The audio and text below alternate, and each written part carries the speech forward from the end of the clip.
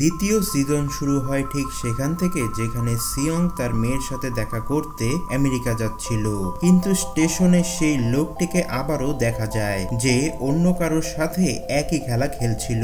সিয়ং সেই লোকটির পিছু নেয়, কিন্তু সে পালিয়ে যায়। সিয়ং তখন অন্য একজনের কাছ থেকে দেওয়া একটি কার্ড ছিনিয়ে নেয়। সেই কার্ডে থাকা নম্বরে ফোন করলে ফ্রন্টম্যান ফোন ধরে। ফ্রন্টম্যান সিয়ংকে বলে, তুমি তোমার মেয়ের কাছে আমেরিকা চলে যাও, কিন্তু সিয়ং যায় না। সে ফ্রন্টম্যানকে বলে, তোমরা যা করেছো আমি তোমাদের শাস্তি দেব, তুমি যেখানেই লুকিয়ে থাকো আমি তোমাকে খুঁজে বের করব এবং তোমার কৃতকর্মের শাস্তি দেব। এই বলে সিয়ং সিওল ফিরে আসে। একটি দোকান থেকে কাটার কিনে ওয়াশরুমে যায়। তার সন্দেহ ছিল যে স্কুইড গেমের লোকেরা তার শরীরে কোথাও জিপিএস ট্র্যাকার লাগিয়েছে। তার কানের পেছনে কিছু অদ্ভুত লাগে। সে কানের পেছনে কাট করে এবং সেখানে একটি ট্র্যাকার খুঁজে পায়। ইতোমধ্যে আমরা অফিসার ওয়াংকে দেখি, যাকে ফ্রন্টম্যান অর্থাৎ তার ভাই কাঁধে গুলি করেছিল। ওয়াং পানিতে পড়ে গিয়েছিল, কিন্তু স্রোতে ভেসে অনেক দূর চলে যায় সে। একজন জাহাজের ক্যাপ্টেন তাকে দেখে উদ্ধার করে।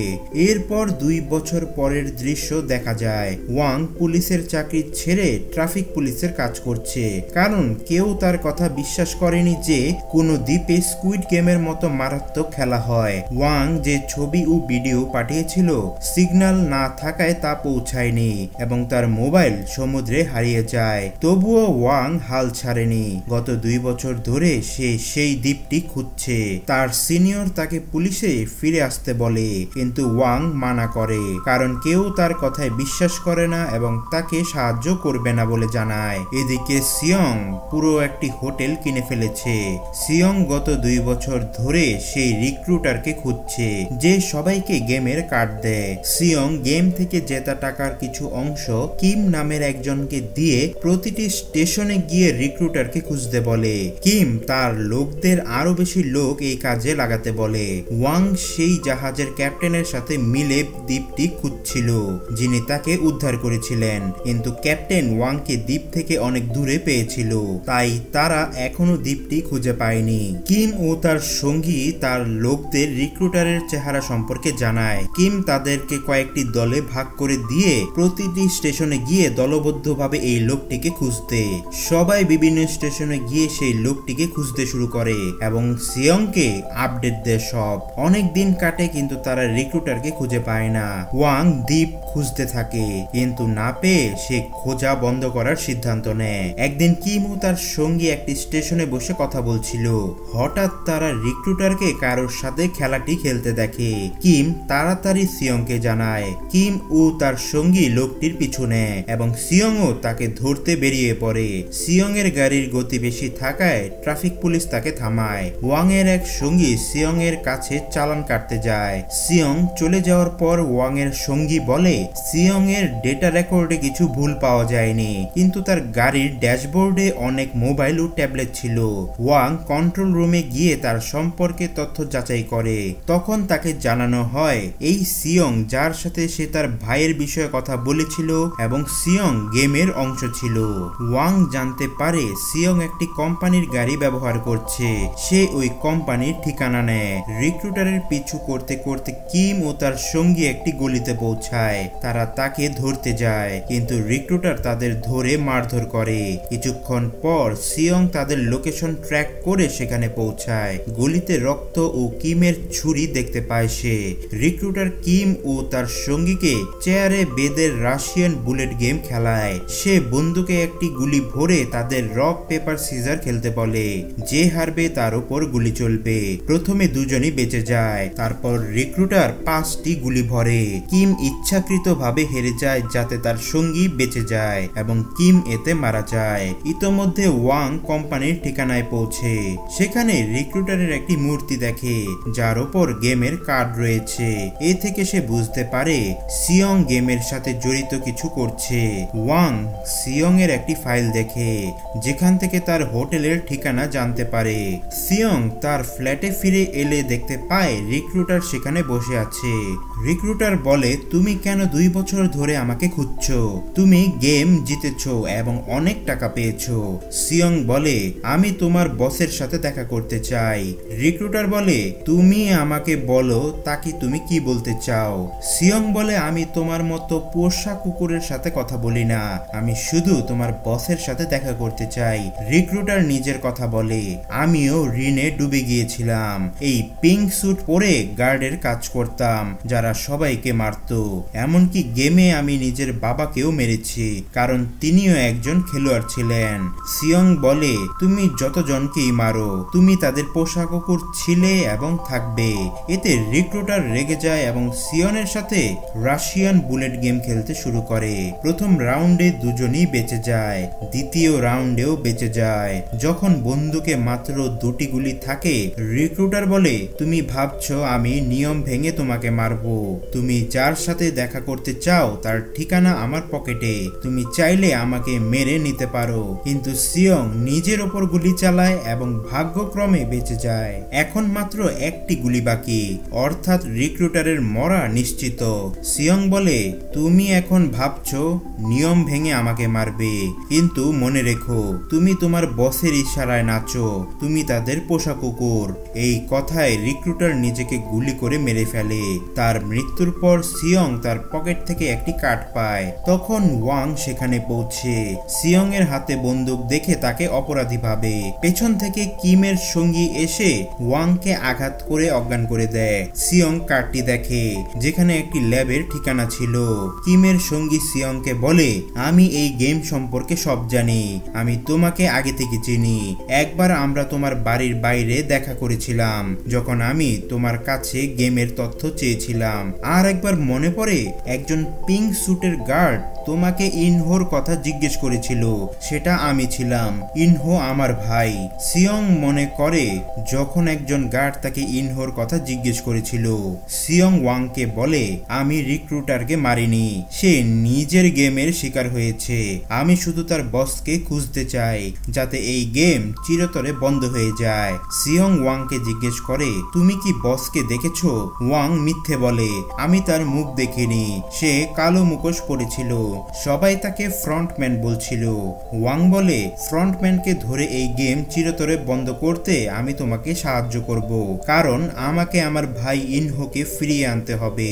এরপর আমরা নিয়ল নামের একটি মেয়েকে দেখি যে খরগোশের পোশাক পরে বাচ্চাদের বিনোদনের কাজ করত।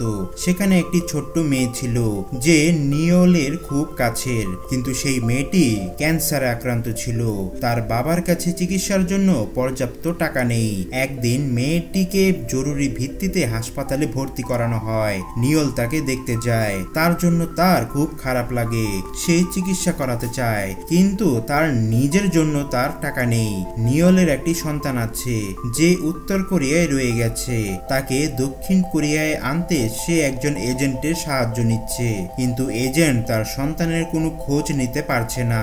এক রাতে নিয়ল তার গাড়িতে ঘুমাচ্ছিল, তখন একজন স্যুট পরা লোক এসে তাকে স্কুইড গেমের কার্ড দেয়। সকালে নিয়ল অফিসে গিয়ে চাকরি থেকে ইস্তফা দেয় এবং স্কুইড গেমের লোকদের ফোন করে।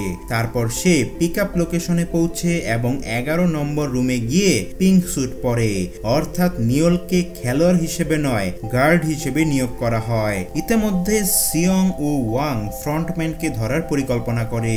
তারা একটি বিশেষ ফোর্সের দলও খুঁজে পায়। তারা শুটিং এর অনুশীলন শুরু করে। সিয়ং তার দাঁত খুলে সেখানে একটি ট্র্যাকার লাগায় যাতে তাদের লোকেশন ট্র্যাক করা যায়। তারপর তারা কার্ডে দেয়া লোকেশনে পৌঁছে। সেখানে একটি হ্যালোইন পার্টি চলছিল। সিয়ং কিমের সঙ্গীর সাথে ক্লাবে প্রবেশ করে। বাইরে ওয়াং দেখে পিঙ্ক স্যুটের গার্ডরা ক্লাবে যাচ্ছে। সে তাড়াতাড়ি সিয়ং ও তার সঙ্গীকে জানায় এবং নিজেও ক্লাবে ঢোকে। একজন গার্ড কিমের সঙ্গীকে শক দিয়ে অজ্ঞান করে, আরেকজন সিয়ংকে তার পিছু নিতে বলে। ওয়াং সিয়ং এর লোকেশন ট্র্যাক করে তার পিছনে। সে দেখে গার্ড সিয়ংকে গাড়িতে নিয়ে চলে গেছে। ওয়াং তার দলকে সিয়ং এর পিছু নিতে বলে। গাড়িতে একটি স্পিকার থেকে ফ্রন্টম্যানের কণ্ঠ ভেসে আসে। ফ্রন্টম্যান সিয়ংকে বলে, তুমি এই গেমের পিছনে কেন পড়েছো? তুমি অনেক টাকা পেয়েছো, সেগুলো নিয়ে জীবন উপভোগ করো, তোমার মেয়ের কাছে চলে যাও। সিয়ং বলে, তুমি এই গেম বন্ধ করো যার মাধ্যমে তুমি মানুষের জীবন নিচ্ছ। ফ্রন্টম্যান বলে, আমি শুধু গেম তৈরি করেছি, কিন্তু তোমরা নিজের ইচ্ছায় এটি খেলছো। ওয়াং এই কনভারসেশন শুনছিল। সে তার দলকে গাড়িটি ওভারটেক করতে বলে, কিন্তু ওপর থেকে স্কুইড গেমের গার্ডরা স্নাইপার দিয়ে তাদের গাড়ির টায়ার ফুটো করে দেয়। ফ্রন্টম্যান আগে থেকেই সব জানতো। সে সিয়ংকে বলে, তুমি আমাকে অপহরণ করতে চেয়েছিলে। সিয়ং বন্দুক দিয়ে ড্রাইভারের দিকে গুলি চালিয়ে গাড়ি থামাতে বলে, কিন্তু মিরর বুলেট প্রুফ ছিল। সিয়ং তখন ফিরে বসে এবং ফ্রন্টম্যানকে বলে, আমাকে আবার গেমে নিয়ে চলো। ফ্রন্টম্যান অবাক হয়, কারণ সিয়ং গেম বন্ধ করতে চেয়েছিল, এখন আবার খেলতে চাইছে। ফ্রন্টম্যান বলে, ঠিক আছে, তোমার ইচ্ছে। গাড়িতে গ্যাস ছেড়ে দেওয়া হয় এবং সিয়ং অজ্ঞান হয়ে যায়। তখন দেখা যায় ফ্রন্টম্যান সেই গাড়িতেই ছিল। ওয়াং সিয়ং এর কথা শুনে তার দল নিয়ে জাহাজের ক্যাপ্টেনের সাথে সিয়ং এর লোকেশনের পিছু নেয়। সিয়ং এর চোখ খোলে গেমের মধ্যে এবং এবারও তার নম্বর 4, 5, 6। গার্ডরা এসে নিয়ম বোঝায়, 6 দিনে 6টি ভিন্ন গেম খেলতে হবে। প্রতিটি গেমের পর পুরস্কারের পরিমাণ বাড়বে। মোট পুরস্কার 4.6 বিলিয়ন ওয়ান। নিয়মে কিছু পরিবর্তন হয়েছে। প্রতিটি গেমের পর খেলোয়াড়রা ভোট দেবে গেম চালিয়ে যাবে কি বন্ধ করবে। যদি অধিকাংশ খেলোয়াড় গেম বন্ধ করতে চায় তবে গেম বন্ধ হবে এবং প্রথম গেম থেকে জমা টাকা সবাই ভাগ করে নিয়ে যাবে। এই শুনে সিয়ং অবাক হয়, কারণ তার জন্যই এই নিয়ম যোগ করা হয়েছে। সবাই চুক্তি সই করে এবং ছবি তোলা হয়। সেখানে কোরিয়ার বিখ্যাত র্যাপার থানোস আসে। কিছু খেলোয়াড় তাকে দেখে খুশি হয় এবং তার সাথে সেলফি তুলতে চায়। থানোস প্রতিশ্রুতি দেয় বাইরে গিয়ে সবার সাথে সেলফি তুলবে। সিয়ং তার এক বন্ধুকে দেখে। 3 বছর পর তারা আবার দেখা করছে। বন্ধুকে এখানে দেখে সিয়ং চিন্তিত হয় এবং বলে, তুমি ভুল জায়গায় এসেছো, সব সময় আমার পেছনে থাকো। তারা প্রথম গেমে যায়। সিয়ং দেখে এটি আগের গেমের মতো। ওয়াং তার দল নিয়ে সিয়ং এর ট্র্যাকার ট্র্যাক করে একটি দ্বীপে পৌঁছে, কিন্তু সেখানে গেমের কোনো ফ্যাসিলিটি দেখা যায় না। ট্র্যাকার ট্র্যাক করতে করতে তারা একজন মাঝির কাছে পৌঁছে, যেখানে ট্র্যাকার মাছের খাবারের মধ্যে পাওয়া যায়। অর্থাৎ স্কুইড গেমের লোকেরা আগে থেকেই ট্র্যাকার সম্পর্কে জানতো। সিয়ং চিন্তিত হয়, কারণ ওয়াং এখনো তার লোকেশন ট্র্যাক করেনি। সে তার দাঁত খুলে দেখে ট্র্যাকার নেই। এতে সে ভয় পায়, কারণ তাকে এখন গেম খেলতেই হবে। সিয়ং সবাইকে বলে, এই গেম আমি আগেও খেলেছি। এটি তোমরা যতটা সহজ ভাবছো ততটা নয়। বাঁচতে হলে আমাকে অনুসরণ করো। এরপর গেম শুরু হয়। পুতুল গান বন্ধ করলে সিয়ং সবাইকে থামতে বলে। তার গাইড করার কারণে কেউ মরে না, কিন্তু একটি মেয়ের গলায় মৌমাছি এসে বসে। থানোস মৌমাছি উড়িয়ে দেয়। মেয়েটি হাসতে শুরু করলে তখনই পেছন থেকে গুলি এসে তার মাথায় লাগে। এটি দেখে সবাই ভয় পায় এবং দৌড়াতে শুরু করে। সিয়ং চিৎকার করে সবাইকে নড়তে না বলে। যারা নড়ছিল তাদের মরতে হয়। এতে সবাই সিয়ং এর কথা বিশ্বাস করে এবং কেউ নড়ে না। সিয়ং সবাইকে লাইন করতে বলে, কারণ পুতুল শুধু সামনের লোকদের নড়াচড়া দেখে। সবাই লাইন করে চলতে শুরু করে। প্যানিকের মধ্যে থানোস মাদক নেয় এবং নেশায় অনেককে ফেলে দেয়। তারা মারা যায়। তারপর সবাই দ্রুত লাইন পার করে, কিন্তু একজন খেলোয়াড় নড়ার কারণে তার পায়ে গুলি করা হয়। সে সিয়ং এর কাছে সাহায্য চায়। সিয়ং ও ক্যাট নামের একজন খেলোয়াড় তাকে লাইন পার করায়, কিন্তু তবুও একজন স্নাইপার তার মাথায় গুলি করে তাকে মেরে ফেলে। সেই স্নাইপার ছিল নিয়ল। এই কাজে অন্য গার্ডরা রেগে যায়, কারণ মাথায় গুলি করলে শরীরের অন্যান্য অঙ্গ দ্রুত নষ্ট হয়। তারা মাথায় গুলি করে না, কারণ অঙ্গ বিক্রি করতে হয়। ওয়াং চিন্তিত, কিভাবে সিয়ংকে খুঁজবে। তারা বুঝতে পারে এখানে গেমের কোনো ফ্যাসিলিটি নেই। স্কুইড গেমের লোকেরা ট্র্যাকার দিয়ে তাদের এখানে পাঠিয়েছে। সমুদ্রে ঝড় আসছে, তাই তারা ফিরে যাওয়ার সিদ্ধান্ত নেয়। অন্যদিকে খেলোয়াড়রা মৃত্যুতে ভয় পায়। গার্ডরা এসে প্রথম গেমের ফলাফল দেখায়। 456 জনের মধ্যে 365 জন বেঁচে আছে। গার্ডরা পুরস্কারের পরিমাণ দেখায়। তারা বলে, এখন ভোটিং হবে। যদি বেশি ভোট গেম বন্ধ করার পক্ষে হয় তবে জমানো টাকা সবাই ভাগ করে নেবে এবং চলে যেতে পারবে। বর্তমানে মোট টাকা 9.4 বিলিয়ন ওয়ান ছিল। প্রত্যেকের ভাগে 24 মিলিয়ন ওয়ান আসবে। এই টাকা কম, তাই অনেকে গেম চালিয়ে যাওয়ার সিদ্ধান্ত নেয়। ভোটিং শুরু হয়। বেশি ভোট গেম চালিয়ে যাওয়ার পক্ষে ছিল। সিয়ং সবাইকে বোঝানোর চেষ্টা করে, আমি এই গেম আগেও খেলেছি, সবাই মারা গিয়েছিল, টাকার লোভ করো না, গেম বন্ধ করো। গার্ড তাকে থামিয়ে দেয়। ভোটিং চলতে থাকে। উভয় পক্ষের ভোট সমান হয়। শেষ ভোট নম্বর ওয়ানের। নম্বর ওয়ান গেম চালিয়ে যাওয়ার পক্ষে ভোট দেয়। আমরা দেখি নম্বর ওয়ান হলো ইনহো, ওয়াং এর বড় ভাই, ফ্রন্টম্যান, যে এখন খেলোয়াড় হিসেবে এসেছে। মৃতদেহগুলো পোড়ানোর জন্য নেওয়া হয়। কিছু কফিনে ক্রুশের চিহ্ন আছে, যেগুলোর অঙ্গ বিক্রি করা হবে। সিয়ং চিন্তিত, কারণ সে জানে গেমে অংশ নেয়া সবাই মারা যাবে। ইনহো কয়েকজন খেলোয়াড় নিয়ে সিয়ং এর কাছে আসে এবং বলে, তুমি গেম খেলেছো, তুমি আমাদের জেতাতে সাহায্য করতে পারো, তোমার জন্যই আমি আবার গেম খেলার সিদ্ধান্ত নিয়েছি, তুমি আমাদের গাইড করো, আমরা টাকা নিয়ে বেঁচে ফিরবো। সিয়ং বলে, গতবার দ্বিতীয় গেম ছিল ডালগোনা, যেখানে আকৃতি বের করতে হয়, ত্রিভুজ সবচেয়ে সহজ, ছাতা সবচেয়ে কঠিন। ইনহো বলে, যে ছাতা বেছে নেবে সে সবচেয়ে বড় বোকা। সিয়ং মনে করে সে গতবার ছাতাই বেছে নিয়েছিল। ইনহো সিয়ংকে জিজ্ঞেস করে, তুমি কেন আবার এসেছো, তুমি তো অনেক টাকা জিতেছো। সিয়ং বলে, সেই টাকা আমার নয়, মৃত মানুষের রক্তে রাঙানো, এখনো যে টাকা জিতবো তাও মৃতদের। সিয়ং ইনহোকে বলে, তুমি গেম বন্ধ করলে কারোর জীবন বিপদে পড়তো না। ইনহো বলে, এখানে অনেকে টাকা জিতে ঋণ পরিশোধ করতে চায়। তাদের তর্ক বন্ধ করে সিয়ং এর বন্ধু বলে, যা হয়েছে তা ছাড়ো, পরবর্তী গেমের জন্য পরিকল্পনা করতে হবে। এখানে জ্যাক নামের একজন খেলোয়াড় ছিল, যে ডিজিটাল মুদ্রায় বিনিয়োগ করে। অনেকে, যার মধ্যে থানোসও ছিল, তার কাছে বিনিয়োগ করেছিল, কিন্তু জ্যাকের সাথে প্রতারণা হয় এবং তার সব টাকা ডুবে যায়। তাই সে গেমে এসেছে। থানোস তার সঙ্গীর সাথে জ্যাককে মারতে শুরু করে এবং বলে, তুমি আমার বিনিয়োগের টাকা ফেরত দাও। ইনহো তাদের মারপিট বন্ধ করে। রাতে ইনহো সিয়ং এর কাছে এসে তার আচরণের জন্য ক্ষমা চায়। সে বলে, আমার স্ত্রীর লিভার ক্যান্সার, তার লিভার প্রতিস্থাপনের জন্য অনেক টাকা লাগবে।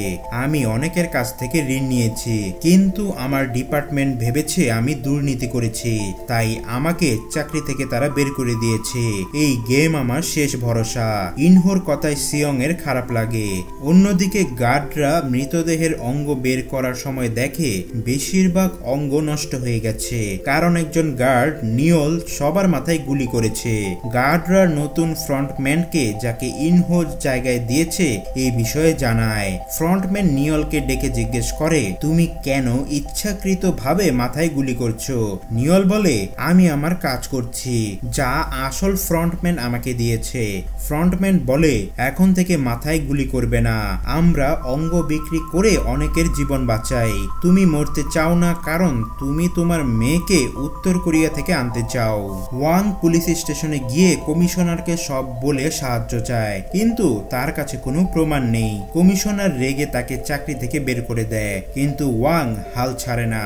সে তার দল নিয়ে আবারও দ্বীপ খুঁজতে বের হয়। এদিকে দ্বিতীয় গেমের জন্য সবাইকে আনা হয়। সিয়ং ভয় পায়, কারণ সে ভেবেছিল দ্বিতীয় গেম ডালগোনা হবে, কিন্তু এটি একটি নতুন গেম। অন্যরা সিয়ং এর কাছে গেম সম্পর্কে জিজ্ঞেস করে, কিন্তু সিয়ং বলে, এটি নতুন গেম, আমি আগে এটি কখনো খেলিনি। এতে সবাই রেগে যায়। ইনহো তাদের থামায়। এখানে সবাইকে 5 জনের দল তৈরি করতে বলা হয়। সিয়ং এর দলে 4 জন ছিল।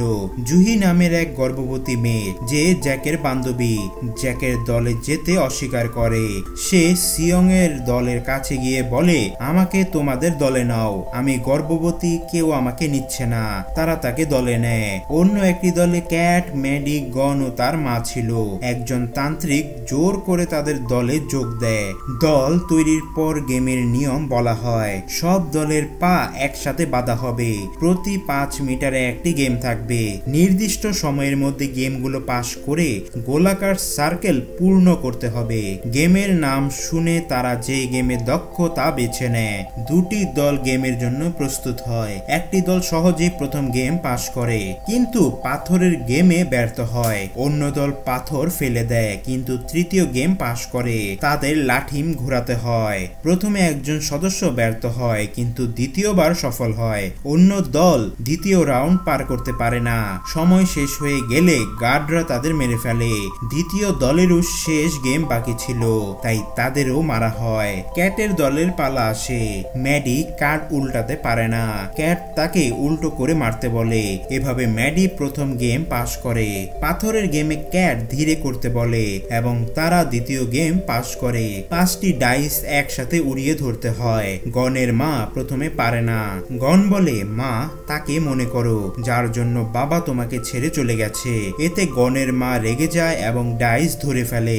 তান্ত্রিককে লাঠিম ঘোরাতে হয়। সে প্যানিক করে এবং কয়েকবার চেষ্টা করেও ব্যর্থ হয়। সে কাঁদতে শুরু করে আর বলে, আমরা জিততে পারবো না, আমরা মরবো। ক্যাট তাকে চড় মারে এবং লাঠিম তার মুখের কাছে ধরে বলে, হার মানলে ঈশ্বরের আগে আমি তোমাকে মারবো।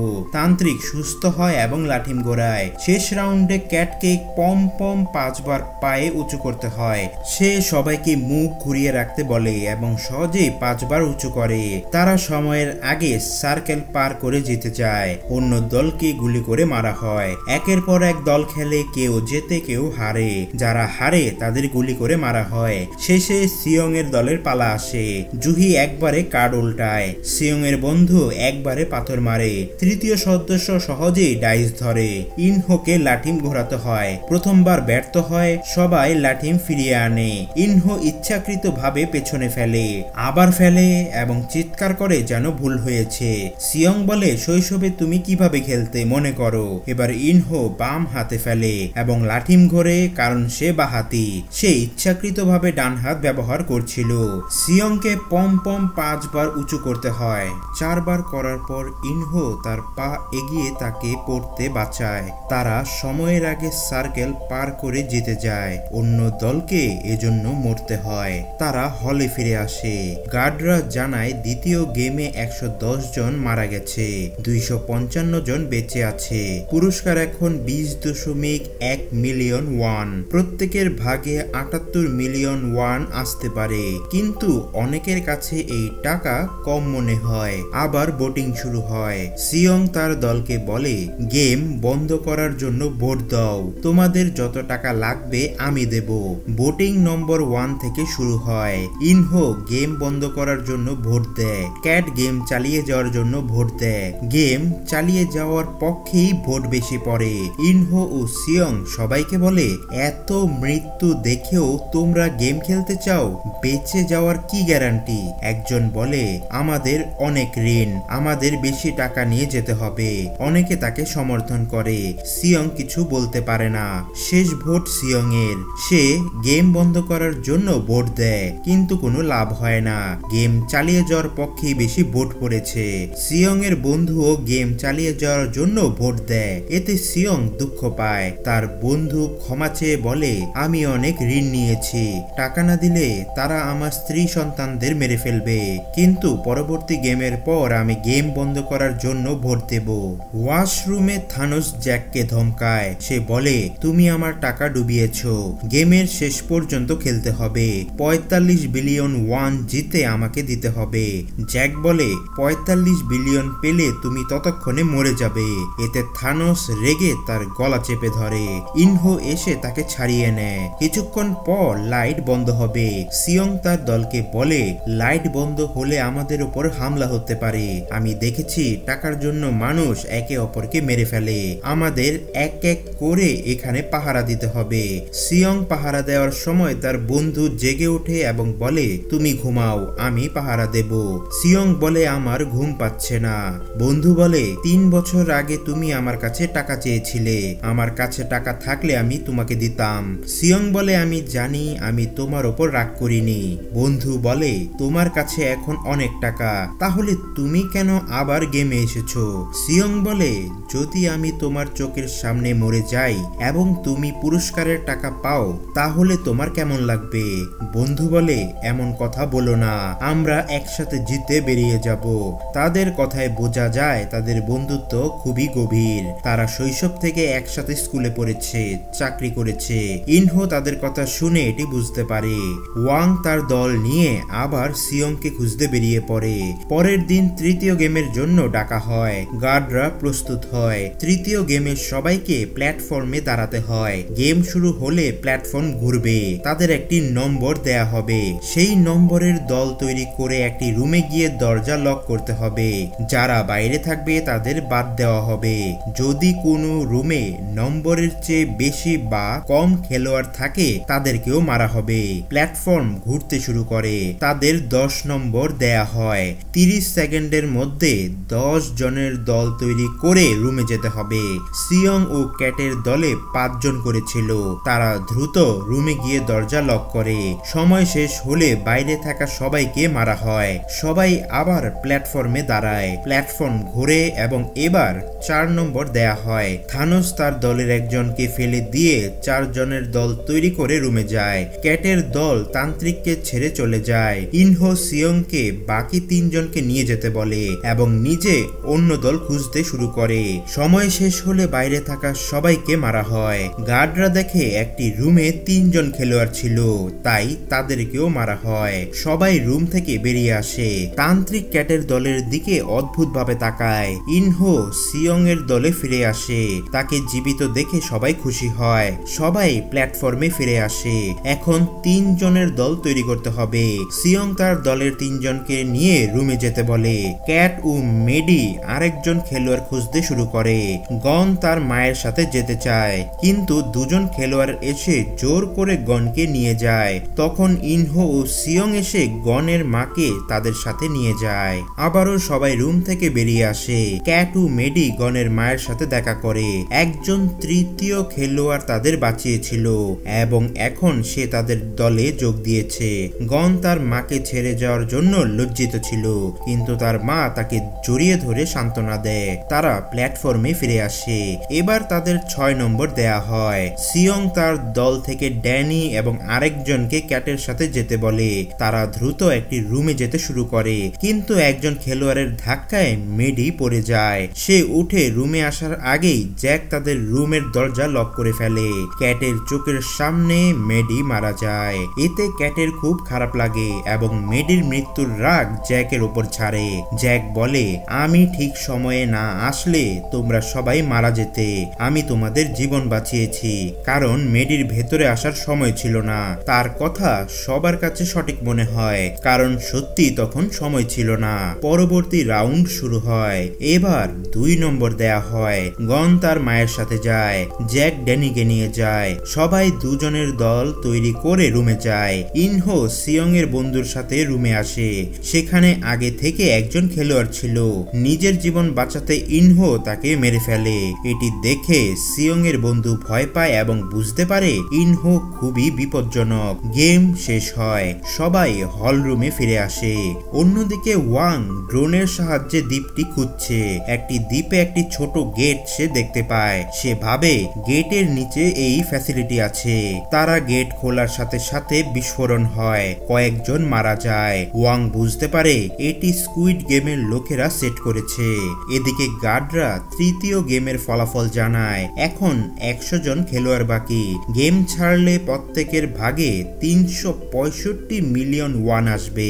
ভোটিং শুরু হয়। কিছু লোক গেম ছাড়তে চায়, কিন্তু লোভী লোকেরা গেম চালিয়ে যাওয়ার জন্য ভোট দেয়। ভোট সমান হয়। শেষ ভোট ইনহোর। সিয়ং এর বন্ধু ভয় পায় কারণ ইনহো তার সামনে কাউকে মেরেছে। সে সিয়ংকে বলতে চায়, কিন্তু ইনহো গেম বন্ধ করার জন্য ভোট দেয়। ভোটিং সমান হয়। গার্ডরা বলে টাই হওয়ায় কাল আবার ভোটিং হবে। সবাই তাদের সিদ্ধান্ত নিয়ে ভাবতে পারবে। খাবার দেয়া হয়। ইনহো বলে গেম বন্ধ করতে হলে কাল ভোটিং এর আগে অন্য গ্রুপের একজনকে আমাদের দলে নিতে হবে। গন অন্য দলকে বলে তোমাদের একজন আমাদের দলে আসো। গেম শেষ হলে আমরা খাবারের পার্টি দেব। এতে একজন রেগে গিয়ে বলে তোমরা মরলে আমরা বেশি টাকা পাবো। সিয়ং এর দলের একজন বলে তোমরা বেঁচে থাকলেই টাকা নিতে পারবে, আমাদের সাথে না দিলে তোমরাও মরবে। এভাবে তর্ক বাড়তে থাকে। তর্কের মধ্যে সিয়ং দেখে খাবারের সাথে একটি কাঁটা দেয়া হয়েছে। সে বুঝতে পারে এটি একে অপরকে মারার জন্য দেয়া হয়েছে। ওয়াশরুমে থানোস একজনকে ধমকায় কারণ সে গেম বন্ধ করার জন্য ভোট দিয়েছে। জ্যাক এসে বলে তুমি এভাবে কাউকে ভয় দেখাতে পারো না। এতে সবাই রেগে যায়। তর্ক বাড়ে এবং লড়াই শুরু হয়। থানোস জ্যাককে মারে এবং তার গলা চেপে ধরে। জ্যাক নিজের জীবন বাঁচাতে কাঁটা দিয়ে থানোসের গলায় মারে, এতে থানোস মারা যায়। অন্যরা লড়াই চালিয়ে যেতে থাকে। গার্ডরা ওয়াশরুমের বাইরে পাহারা দেয়, কারণ তারা এটাই চায়। হলে দেখা যায় 5 জন খেলোয়াড় বাদ পড়েছে, পুরস্কারের টাকা বেড়েছে। ওয়াশরুম থেকে ফিরে সবাই জানায় কিভাবে লড়াই হয়েছে। অন্যদিকে একটি নৌকায় একজন বমি করতে বাইরে যায়। সে শব্দ শুনে দেখে ক্যাপ্টেন ওয়াং এর সিস্টেমে সমস্যা তৈরি করছে, অর্থাৎ ক্যাপ্টেন গেমের লোকদের সাথে মিলে কাজ করছে। এই কারণে ওয়াং 2 বছর ধরে দ্বীপটি খুঁজে পাচ্ছে না। ক্যাপ্টেন দেখে ওয়াং এর সঙ্গী তার কথা জেনে গেছে, তাই সে তাকে পানিতে ফেলে দেয়। শব্দ শুনে কিমের বন্ধু বাইরে এসে ক্যাপ্টেনকে জিজ্ঞাসা করে, এই সময়ে আপনি এখানে কি করছেন? এতে ক্যাপ্টেন জবাবে বলে, বৃষ্টি হচ্ছে, তাই জিনিসপত্র চেক করতে এসেছি। আমরা জানতে পারি ইনহুই ক্যাপ্টেনকে ওয়াংকে পানি থেকে বাঁচাতে পাঠিয়েছিল এবং তাকে দূরে রাখতে গেমের কথা বলেনি। গেমে সবাই তাদের লোক গুনছে। লড়াইয়ে সিয়ং এর দলের 2 জন এবং অন্য দলের 3 জন মারা গেছে, অর্থাৎ ভোটিং এ সিয়ং এর দল জিতবে। তখন ঘোষণা হয় 30 মিনিট পর লাইট বন্ধ হবে। সিয়ং বুঝতে পারে লাইট বন্ধ হলে সবাই একে অপরকে মারবে। গার্ডরা মৃতদেহের অঙ্গ পানির পথে নিয়ে যাচ্ছে। ফ্রন্টম্যান সব গার্ডকে প্রস্তুত করে, কারণ বিশেষ গেম শুরু হবে যেখানে সবাই একে অপরকে মারবে। সিয়ং তার দলকে বলে, লাইট বন্ধ হলেই অন্য দল আমাদের মারতে চেষ্টা করবে, এমনটা আগেও হয়েছে। এতে সবাই ভয় পায়। ইনহো বলে, বাঁচতে হলে লাইট বন্ধ হওয়ার সাথে সাথে আমরা তাদের উপর হামলা করব। সিয়ং বলে, আমাদের সবাইকে জীবিত বেরোতে হবে, কাউকে যদি মারতেই হয় তাহলে গেমের লোকদের মারবো। ওপরের তলায় গেম অথরিটি বসে আছে, যাদের মধ্যে কালো মুখোশ পরা তাদের লিডার। তাকে ধরতে হবে, তাকে ধরলে গেম বন্ধ হয়ে যাবে। ইনহো বলে, কিন্তু তাদের কাছে তো অস্ত্র আছে, আমরা কিভাবে তাদের সাথে লড়াই করব? সিয়ং বলে, গার্ডরা এলে আমরা তাদের মেরে তাদের বন্দুক ছিনিয়ে নেব। আজ রাতে সবাই লড়াই শুরু করবে। গার্ডরা এসে থামাতে চাইবে, তখন আমরা সুযোগ পাবো। কিছুক্ষণ পর সবাই শুয়ে পড়ে। লাইট বন্ধ হয়। সিয়ং ও তার কয়েকজন সঙ্গী বেডের নিচে লুকায়। লড়াই শুরু হয়। অন্যরা একে অপরকে মারতে শুরু করে।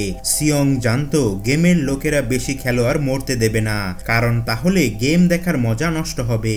তাই সে তার দলের কয়েকজনকে নিয়ে বেডের নিচে লুকিয়েছিল। কিছুক্ষণ পর গার্ডরা লড়াই থামাতে আসে।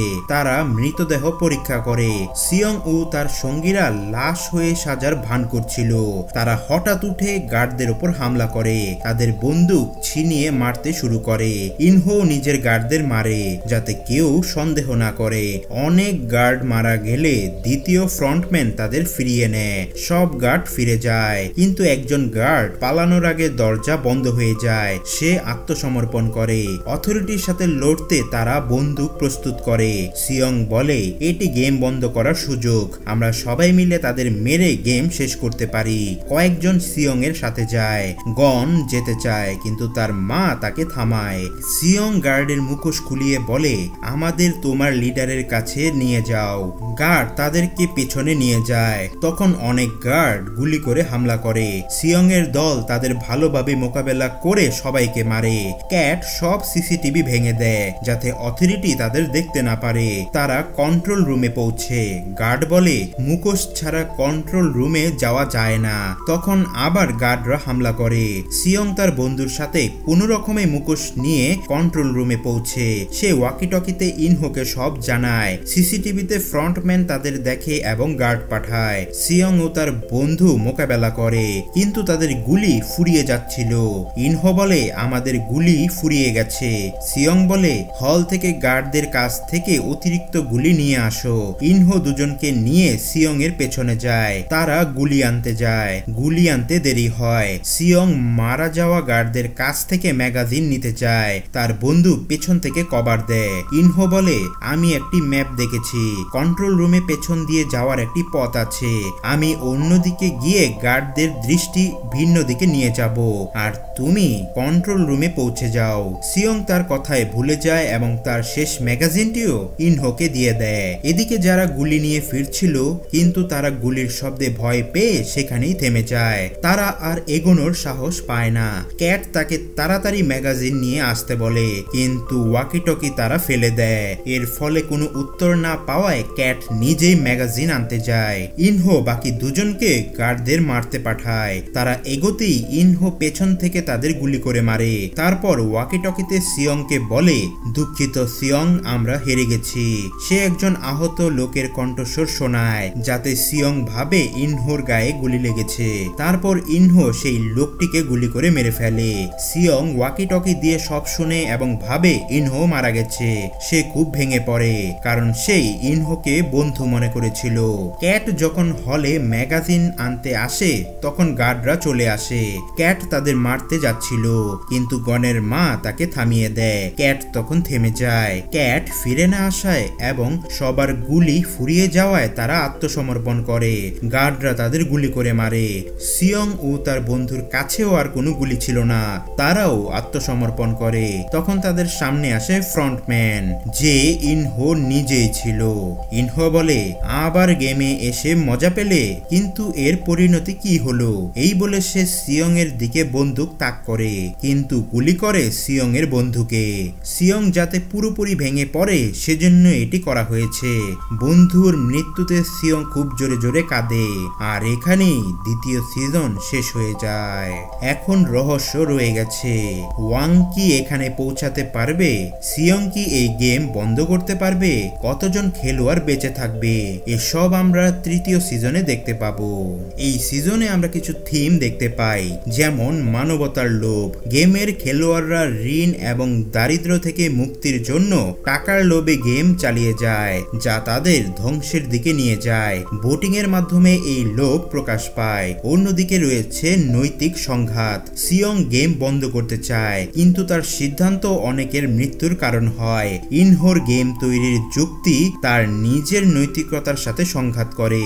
এছাড়া রয়েছে ক্ষমতা ও নিয়ন্ত্রণ। ফ্রন্টম্যানের চরিত্র ক্ষমতার অপব্যবহার দেখায়। গেমের নিয়ম ও খেলোয়াড়দের ম্যানিপুলেশন ক্ষমতার গতিশীলতার প্রতীক। এছাড়া ব্যক্তিগত ত্যাগ রয়েছে। নিয়ল তার সন্তানের জন্য গার্ড হয়, কিম তার সঙ্গীর জন্য নিজেকে বিসর্জন দেয়। এই ত্যাগগুলো মানবতার আলোকবর্তিকা হিসেবে কাজ করে। সো বন্ধুরা, এই ছিল স্কুইড গেমের সিজন 2 এর এক্সপ্লেনেশন। যদি ভিডিওটি ভালো লাগে অবশ্যই লাইক কমেন্ট করার মাধ্যমে জানাবেন। দেখা হচ্ছে পরবর্তী ভিডিওতে। ততদিন ভালো থাকবেন এবং আশেপাশের পরিবেশকেও ভালো রাখবেন। Till then, stay with PD reviews.